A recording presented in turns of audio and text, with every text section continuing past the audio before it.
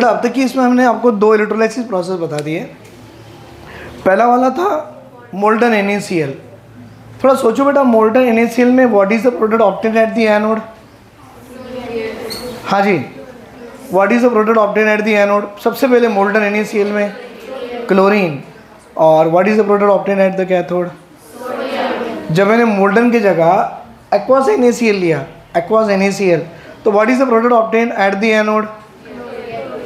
वही, पहले भी क्लोरीन अब भी chlorine. And what is the product obtain at the cathode? Hydrogen. तो पहले मैं सोडियम डिपॉजिट करा कैथोड पे, अब हाइड्रोजन लिबरेट हुआ कैथोड पे। लेकिन थर्ड प्रोसेस देखो मैं लिख रहा हूँ, इट इज इलेक्ट्रोलाइसिस ऑफ बेटा एक्वास डाइल्यूट NaCl। मतलब अभी भी NaCl ही है, एक्वास है लेकिन डाइल्यूट भी है। भाई एक्वास डाइल्यूट में फ़र्क क्या है? एक्वास मतलब पानी, डाइल्यूट मतलब ज़्यादा पानी।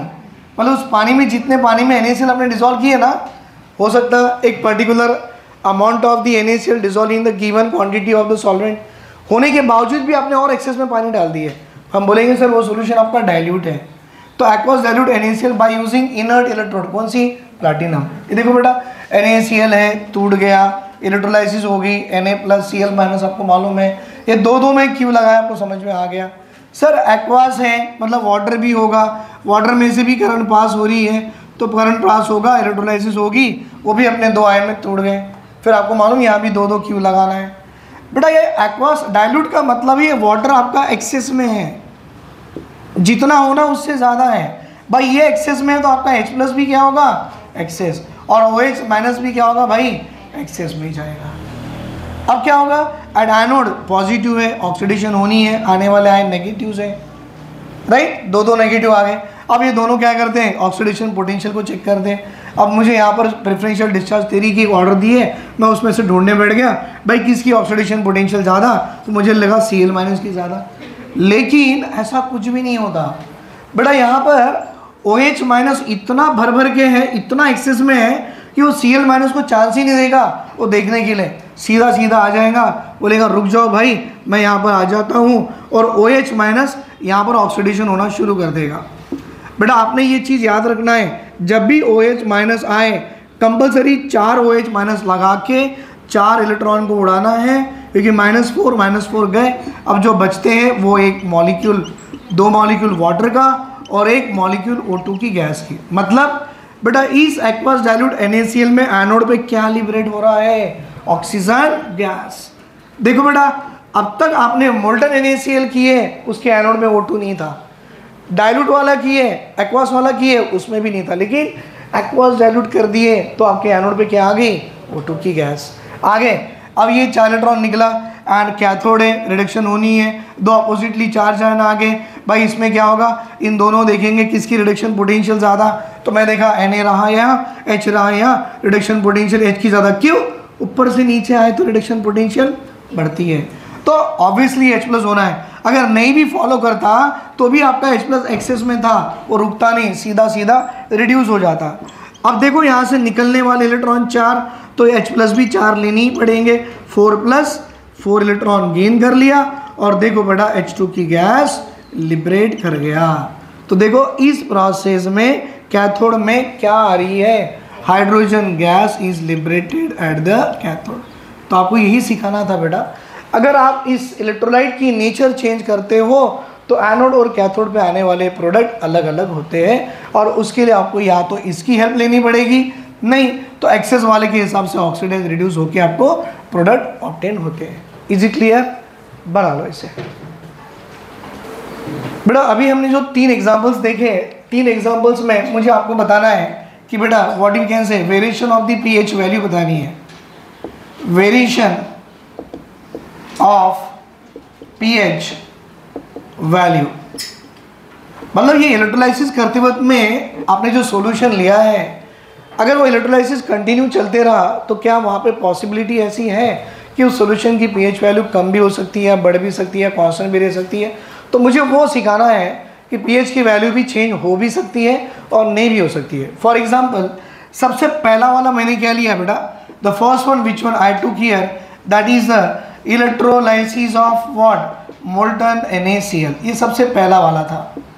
और बेटा ये molten NaCl by using what, PT, platinum electrode, and do you know platinum electrode is the inert electrode. तो बेटा जो मोल्टन NaCl था ये मैंने आयनाइज किया और आप देखो यहाँ पर एक Na+ आ गया, Cl- आ गया। बेटा मोल्टन है, वाटर नहीं होगा, so reaction take place where at the anode. Anode क्या थी बेटा यहाँ पर, positively charge, the negatively charge ion यहाँ पर आ गया। अब जानते हो अपने लिखे थे 2Cl- right, bye losing 2 electron and it liberate the chlorine gas at the anode. ये मैंने स्टार्टिंग में करा के दिया था। और जब रिएक्शन कैथोड पे होती है, कैथोड ऑब्वियसली यहाँ पर क्या है, नेगेटिवली चार्ज है, तो बेटा आपके जो 2Na+ आयन थे वो 2 इलेक्ट्रॉन यहाँ से गेन करा के सोडियम मेटल के डिपॉजिटेड अंडर दी इलेक्ट्रोड। बेटा ये पूरी प्रोसेस में देखो कहीं भी H+ का लेना देना नहीं है बेटा, कहीं तो भी H+ दिख रहा है आपको, दूर दूर तक नहीं दिख रहा है, OH- नहीं है।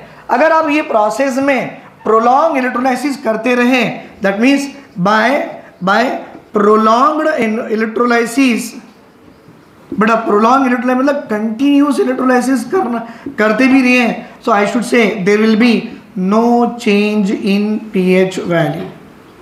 बेटा there will be no change in pH value इस वाले प्रोसेस में, क्योंकि मोल्टन वाला है, राइट। इतना लिख दो बेटा। बेटा अभी ये प्रोसेस में देखिए इलेक्ट्रोलाइसिस ऑफ मोल्टन NaCl था। अब मैं क्या करूँगा यहाँ पे बेटा, I will do electrolysis of aqueous NaCl, electrolysis of aqueous NaCl by platinum electrode. मतलब पहले तो ये 2 आयन टूटेंगे बेटा, that is NaCl converted into Na+ and Cl-। बाद में एक्वस है, मतलब क्या होगा बेटा, वाटर मॉलिक्यूल भी होगा, वाटर मॉलिक्यूल भी टूटेगा in the form of 2H+ and in the form of 2OH-। फिर रिएक्शन सबसे पहले कहाँ होगी, reaction take place at the anode. Anode positive थी, ऑक्सीडेशन होनी है, और इस एनोड पे आने वाले अपोजिटली चार्ज आयन 2 थे, एक Cl- था और एक OH- है। किसकी ऑक्सीडेशन पोटेंशियल ज़्यादा थी, Cl- की। तो मैंने क्या लिखा था बेटा, 2Cl- by losing 2 electron it liberate the chlorine gas. और वैसी फिर reaction take place at the cathode थी बेटा। कैथोड कैसा था, नेगेटिव चार्ज, क्या होनी है, रिडक्शन। बेटा कौन से अपोजिटली चार्ज आयन इसके पास है, Na+ और दूसरा बेटा H+। अब इन दोनों में क्या देखते हैं, रिडक्शन पोटेंशियल किसकी थी ज़्यादा, H+। तो हमने क्या किए, 2H+ बाय गेनिंग 2 इलेक्ट्रॉन्स, क्योंकि यहाँ से 2 इलेक्ट्रॉन लूज कर रहे थे, and it liberate the H2 gas. सुनो बेटा, ये पूरी प्रोसेस कंटिन्यू चलते रही तो आप देख रहा है यहाँ पे क्लोराइड की कॉन्सेंट्रेशन कम हो रही है ना। हाँ बेटा, क्लोराइड की कॉन्सेंट्रेशन कम हो रही है। So I should say on prolong electrolysis, सुन लो बेटा, prolong electrolysis concentration of chloride ion decreases. भाई क्लोराइड की कॉन्सेंट्रेशन डिक्रीज हो गई तो ऑब्वियसली मैं ऐसे बोलूँ concentration of NaCl also decreases. हाँ भाई, अगर क्लोराइड आयन वहाँ से निकलते गया तो नमक जो होता है ना, नमक का जो कॉन्सेंट्रेशन है वो अपने आप कम होते जा रही है, क्योंकि क्लोराइड उड़ते जा रहा ना, और गैस थोड़ी रुकने वाली है, बाहर उड़ जाएंगे। और ये प्रोलॉन्ग इलेक्ट्रोलाइसिस चलते रही तो आप देख रहे हैं बेटा H+ की कॉन्सेंट्रेशन भी कम हो रही है। हाँ सर कम हो रही है ना, आपके H+ किस में कन्वर्ट हो रहे हैं, H2 gas. Concentration of H+ ion decreases.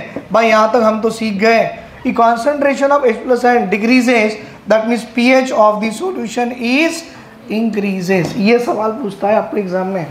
अगर आपके पास एक्वस NaCl है, प्लैटिनम इलेक्ट्रोड में इलेक्ट्रोलाइसिस करवा रहे हो और इलेक्ट्रोलाइसिस प्रोलॉन्ग चलती रही तो क्या सॉल्यूशन की pH रिमेन्स कांस्टेंट होती है या चेंज होती है, तो आंसर आएगा चेंज होती है। भाई चेंज होती है तो बढ़ती की कम होती है, बढ़ती है। क्यों, concentration of H+ ion decreases, pH increases. क्यों, H+ और pH का रिलेशन कैसा है, इनवर्सली प्रोपोर्शनल।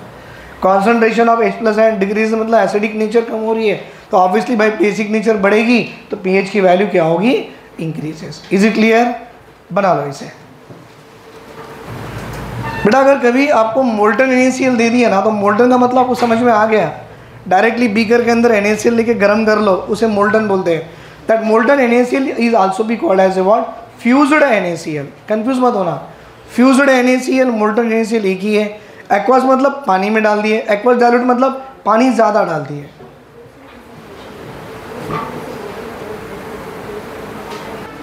तो बेटा ये प्रोसेस में आप देख रहे हैं कॉन्सेंट्रेशन ऑफ H+ कम हो रही है, कॉन्सेंट्रेशन ऑफ H+ कम होगी तो pH इंक्रीज हो रही है। इनडायरेक्टली ऐसे लगाओ ना सर, जितनी H+ और जितने OH थे, OH कम हो रहे हैं तो H+ कम हो गए तो OH बढ़ेंगे।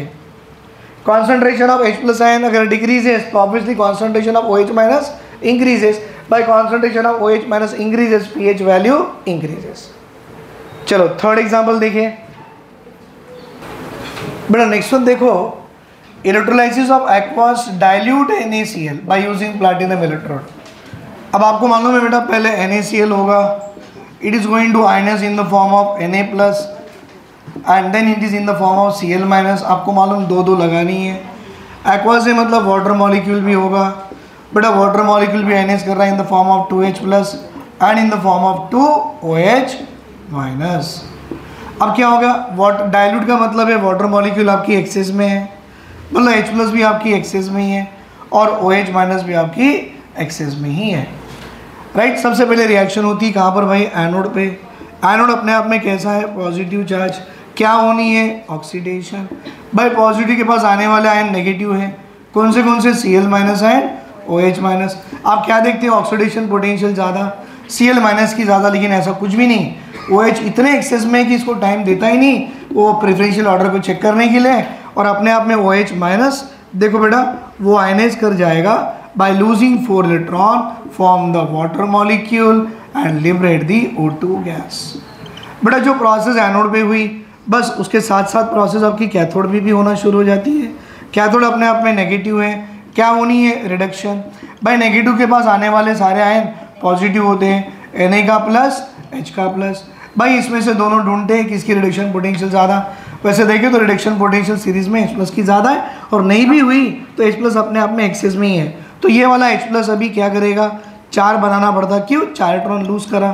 तो bye gaining electron what it form H2 gas. 2 मोल लगा दो, राइट बेटा, 2 4, right. H2 gas liberated at the cathode and O2 gas liberated at the anode. But अगर ये प्रोसेस इलेक्ट्रोलाइज की आपकी कंटिन्यू चलती रही, that means on prolonged electrolysis, मतलब अगर आप ये प्रोसेस कंटिन्यू चलाते रहे तो क्या होगा। क्या बेटा इस सॉल्यूशन की pH बढ़ेगी या कम होगी या रिमेन सेम होगी। तो मैं ऐसे, मुझे क्या लग रहा है यहाँ पे कहीं भी क्लोराइड का लेना देना नहीं है, तो that means concentration of NaCl remains constant, है ना बेटा, रिमेन्स कांस्टेंट। देखो कहीं भी Na+Cl- कहीं भी जा भी नहीं रहा आ भी नहीं रहा, तो concentration of NaCl remains constant. बेटा ये प्रोसेस में जितने OH- कम हो रहे हैं उतने ही H+ भी कम हो रहे हैं। देखो OH- कितने डिकम्पोज हो रहे हैं, 4। H+ कितने कन्वर्ट हो रहे हैं H2 में, 4। तो जितने OH- गए उतने ही H+ गए। तो मैं बोलूँ बेटा in this case there will be no change in the pH value.